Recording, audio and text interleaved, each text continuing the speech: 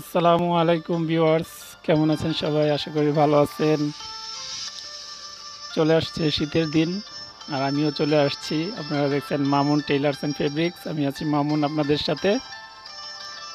আজকে আমি আপনাদেরকে দেখাবো এই শীতের মধ্যে আমাদের খুবই প্রয়োজনীয় একটা জিনিস, যা আপনারা চাইলে ঘরের মধ্যেই তৈরি করতে পারেন। সেটা হলো হাতের মোজা।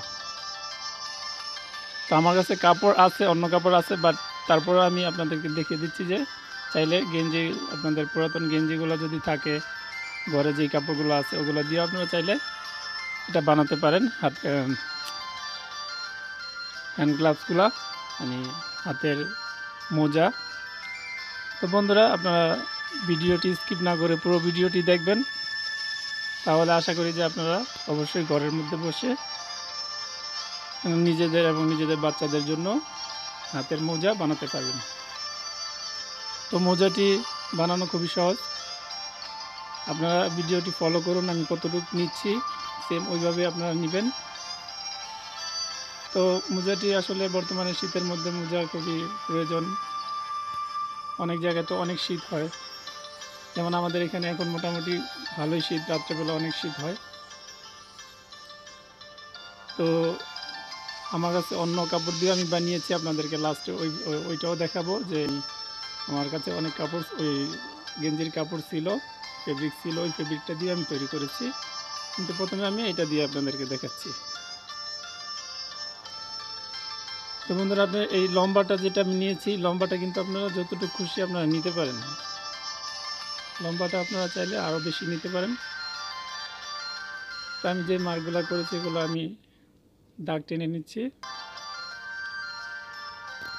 আর বন্ধুরা, আরেকটি কথা, যারা আমার চ্যানেলে নতুন আসছেন আপনাদেরকে অসংখ্য ধন্যবাদ আমার চ্যানেলে আসার জন্য। প্লিজ একটু হেল্প করবেন, চ্যানেলটিকে সাবস্ক্রাইব করে ভিডিওতে একটি লাইক দিয়ে দিবেন। আপনাদের একটু ভালোবাসা, একটু লাইক, একটু সাবস্ক্রাইব, এটাই কিন্তু আমাদের জন্য অনেক কিছু। কারণ হলো আপনারা যাদেরই ভিডিও দেখেন না কেন, চেষ্টা করবেন যে ভিডিওতে লাইক দিয়ে দেওয়ার এবং চ্যানেলটিকে সাবস্ক্রাইব করে নেওয়ার। কারণ একটা জিনিস মনে রাখবেন, সবাই কিন্তু কষ্ট করে ভিডিও বানায়। যেহেতু ভিডিও থেকে যদি বিন্দুমাত্র উপকার হয়, চেষ্টা করবেন আপনারা লাইক দিয়ে দেওয়ার এবং চ্যানেলটিকে সাবস্ক্রাইব করে নেওয়ার। তো বন্ধুরা, এই যে মার্কটা করলাম আমি 3 ইঞ্চিতে, এই মার্কটা হলো আমার যে বৃদ্ধা আঙ্গুল আছে ওই আঙ্গুলটার। তো এখন আমি এখানে 5 ইঞ্চি নিয়েছিলাম, আমি সোয়া এক করে এখানে 4টা ভাগ করব। সোয়া এক করে 4টা ভাগ করে নিব।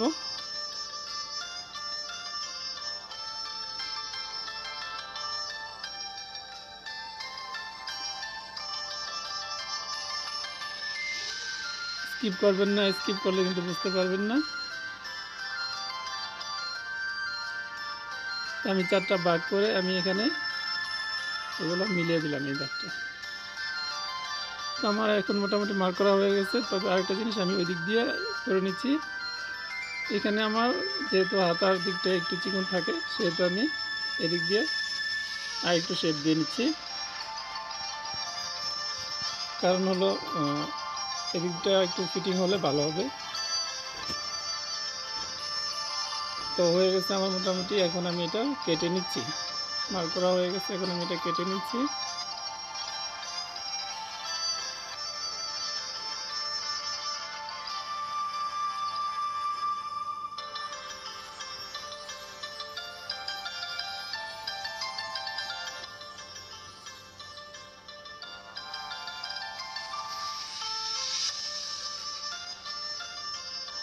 আমি যে এখানে মার্কগুলো করেছি, 4টা ভাগ করেছি, এখন আমি এই ভাগগুলো সেলাই করে নিব।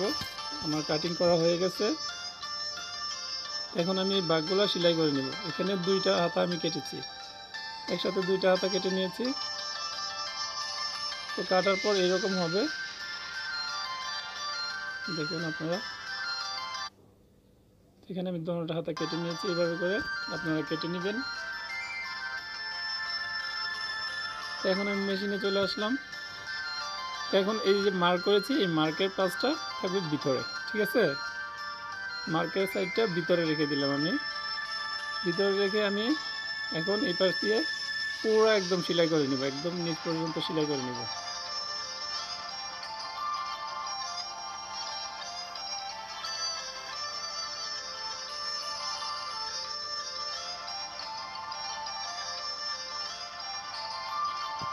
তো আমি নিচ পর্যন্ত সেলাই করে নিলাম। সেলাই করে নেওয়ার পর আমি এটাকে উল্টে দিচ্ছি, মানে এটাকে সোজা করবো আর কি। মানে এটা হলো সোজা পাশ, আর যেটা ভিতর চলে গেছে ওটা হলো উল্টা পাশ ছিল।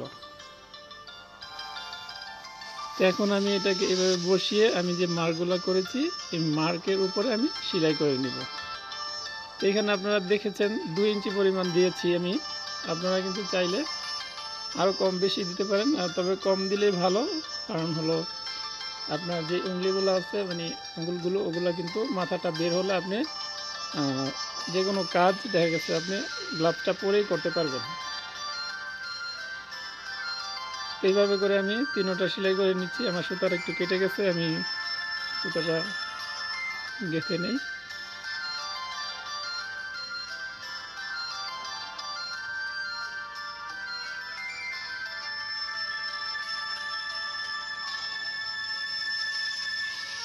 তো আমি এইভাবে করে সেলাই করে নিলাম 3টা সেলাই করে নিলাম। এই যে দেখুন এইটা কিন্তু আপনি চাইলে একটু বেশি দিতে পারেন, আমি এটা একটু বেশি দিলাম কারণ এটা কি বলে, এটা হলো সাইডের আঙুলটা, এই আঙুলটা এটা একটু বেশি দিলাম আমি। বেশি না দিলেও চলে, আপনারা এটা বেশি না দিলেও পারবেন। তবে ওই দিকটা কিন্তু একটু কাটিংটা একটু বেশি থাকবে, ট্রায়াঙ্গুলের দিক দিয়ে একটু ছোট থাকবে, আপনারা মনে রাখবেন। তো এইভাবে করে আমি কেটে নিলাম, সেলাই করে নিলাম। এখন আমি আপনাদেরকে পরে দেখাচ্ছি এটা কেমন হয়েছে। এবং এই যে আমি এই যে 3 ইঞ্চিতে যে মার্কটা করেছিলাম এই মার্কটা আমি এখন কেটে নিচ্ছি। এই মার্কটা আমি কেটে নিচ্ছি, মার্কটা আমি 1/2 ইঞ্চি থেকেও কম কেটে নিলাম। তো বেশি কাটবে না, বেশি কাটলে বেশি বড় হয়ে যাবে। অল্প একটু কাটলেই হয়, যেহেতু স্টিচ কাপড় সেহেতু এটা পরলে পরে আপনার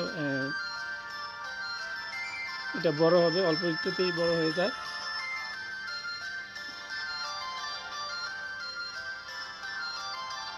এই যে দেখুন আমি পরে নিয়েছি, দেখুন আপনারা কেমন হয়েছে। আপনারা কিন্তু এখন আঙ্গুল দিয়ে কিন্তু যে কোনো কাজ করতে পারবেন চাইলে, ঠিক আছে। এখানে কিন্তু যে কোনো কাজ কিন্তু আপনারা করতে পারবেন। তো এখানে আর একটু লুজ আছে, আমি আপনাদেরকে এই লুজটাও আমি করে দিচ্ছি, আমার এদিকটা যেন ফিটিং হয়ে যায়। আমি সেইভাবে করে সেলাই করে নিচ্ছি, এই পাশটাও একটু সেলাই করে নিচ্ছি,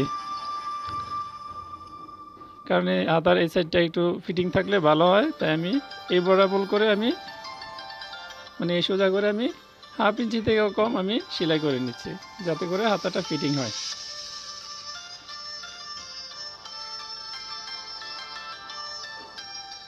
তা আমি সেলাই করে নিলাম।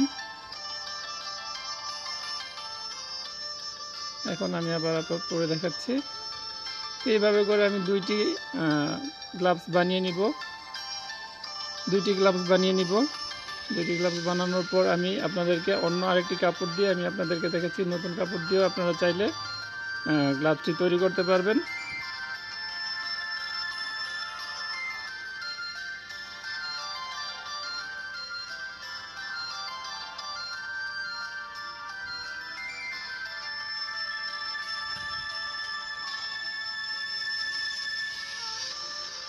তো আমি 2টি গ্লাভস তৈরি করে নিয়েছি।